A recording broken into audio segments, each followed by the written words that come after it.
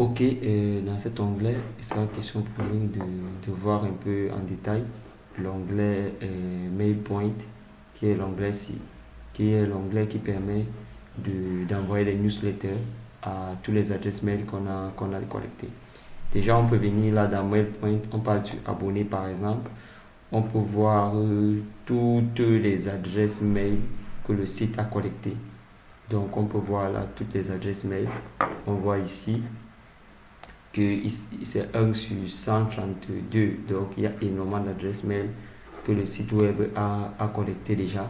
Maintenant, comment envoyer donc des mails à ces adresses-là? Comment envoyer des newsletters à ces adresses-là?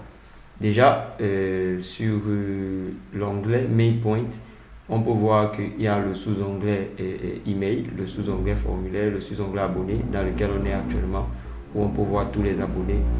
Ensuite, il y a le site le sous-onglet liste sur lequel on vient d'entrer, qui nous montre les listes un peu de ce comment je peux dire, les listes des adresses qu'on a. Donc ça veut dire quoi? Ça veut dire que ici, à abonné, on a toutes les adresses mail.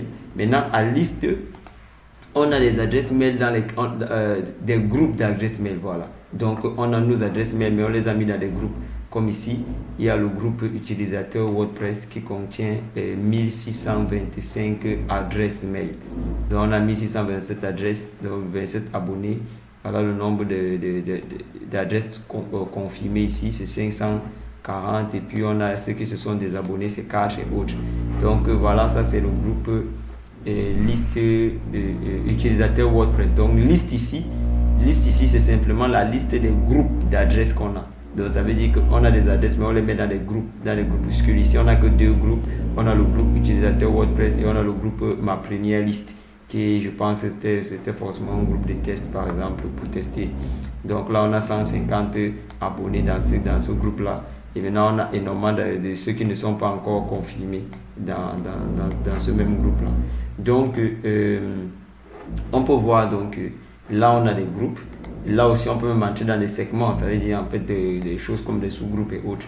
Maintenant, bon, ça c'est le sous-onglet réglage. Ici, c'est le sous-onglet réglage. Il permet de régler les choses de base, comme par exemple le nom de l'expéditeur par défaut et aussi son adresse. Donc, l'adresse mail de l'expéditeur par défaut.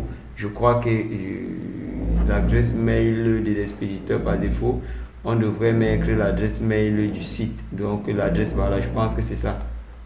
Je pense que c'est la réussite ici, qui est l'adresse mail qu'on doit utiliser ici là directement. Parce que yes Cameroun, je ne sais pas si c'est une adresse qui est définie par l'administrateur. Mais lorsqu'on va envoyer des mails, les gens vont recevoir des mails comme venant de l'adresse mail yes. Donc je ne sais pas si c'est une adresse mail qui est vraiment, qui appartient vraiment au site, ou alors si c'est une adresse mail qui a juste été générée de manière automatique. Donc là, on peut changer l'adresse mail de l'expéditeur ici. Ça, c'est ce qu'on peut faire là dans les réglages. Puis on a les confirmations et autres. Là, c'est les confirmations. Bonjour, félicitations, vous êtes abonné, machin. Ça, c'est quand la personne s'abonne et autres.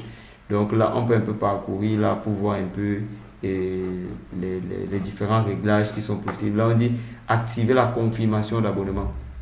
Ça veut dire quand la personne s'est abonnée, est-ce qu'on doit lui envoyer un mail de confirmation? On a mis oui, on a mis le sujet. Le sujet du mail dit bon, là je ne sais pas ce que le sujet dit. Ça dit quoi? Voilà, confirmation de votre abonnement. Voilà, confirmation de votre abonnement à Afrique, AE, Révolution et autres, exercices, maths, physique et autres. Ensuite, voilà le contenu. Donc voilà ce qu'on envoie à la personne qui s'est abonnée. Puis là, on a la page de confirmation et tout. Donc ça, c'est tout la page MailPoint. Donc voilà quelques réglages qu'on peut faire. Donc là, c'est envoyer avec service d'emploi MailPoint. Bon, là, on peut voir qu'on est dans une version gratuite de MailPoint. On n'est pas dans la version professionnelle de MailPoint. Donc là, on peut parcourir un peu tout ceci pour voir un peu tous les différents réglages qu'on peut faire. Mais ce qui nous intéresse dans cette vidéo pour nous, c'est comment envoyer des adresses, comment envoyer des newsletters. Alors on va venir là, quand on est à newsletter, voilà toutes les newsletters ici. Quand je suis à email, le premier sous-onglet de MailPoint, le premier sous-onglet de MailPoint s'appelle emails. Et quand je suis à email, j'ai tous j'ai toutes les newsletters que je lui ai envoyées. Là, c'était une première newsletter qu'on a envoyée. C'était la newsletter qui a été envoyée le 8 novembre. Là, on peut voir la date ici, le 8 novembre 2020 à 3h18. Là, on a une newsletter qui a été envoyée le 12 novembre 2020, donc quelques jours d'écart. Puis là, on a une newsletter que j'ai créée moi-même ici. Je n'ai même pas encore envoyé. On peut voir là le statut, c'est pas encore envoyé. Donc, ça s'appelle repris des activités à Afrique AE qui n'a pas été envoyé. Donc, là, ce sont les newsletters qu'on envoie. Maintenant, nous, on va venir là pour voir comment créer une nouvelle newsletter. Donc, on va venir en haut ici. Ici.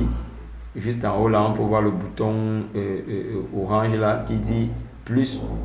Ça met nouvelle email. Donc, c'est ça que nous, on va cliquer. Nouvelle email. Ça va nous ouvrir un peu cette page ici là où nous, on va choisir en fait ce qu'on veut faire. Email de bienvenue, on peut envoyer un email de bienvenue.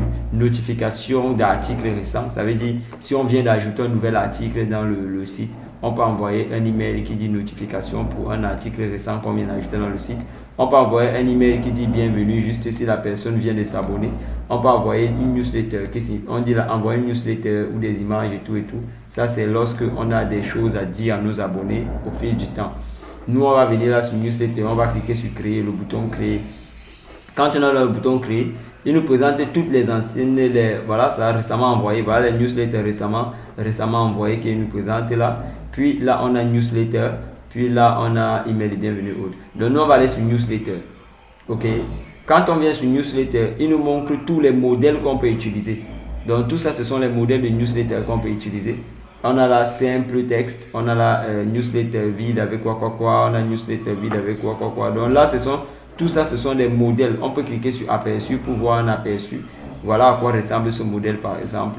Je peux cliquer dessus, je peux le modifier et tout pour l'envoyer. Donc ça, c'est un modèle. Je peux cliquer aussi ici pour voir aperçu, je vois aperçu. Voilà à quoi il va ressembler et tout.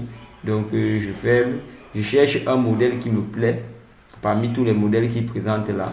Nous, on va aller pour le coup sur un modèle simple. Donc, je vais cliquer sur sélectionner pour le premier modèle là, simple texte. Quand je clique donc sur sélectionner simple texte, voilà ce qui m'ouvre l'invite de commande de ce modèle là. Donc, il m'ouvre en fait comment est-ce que je peux modifier. Je peux venir là par exemple pour le logo ici en haut. Je clique sur le logo. Vous voyez, il ouvre une sidebar ici à côté.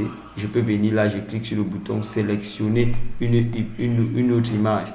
Quand je clique dessus, je viens chercher, dans sélectionner une autre image, je vais chercher une image qui peut aller, comme là-bas c'était écrit logo, donc je dois chercher en fait l'image du logo, le logo de Afrique AE. Donc on va chercher là l'image du logo de Afrique AE pour placer ça là-bas.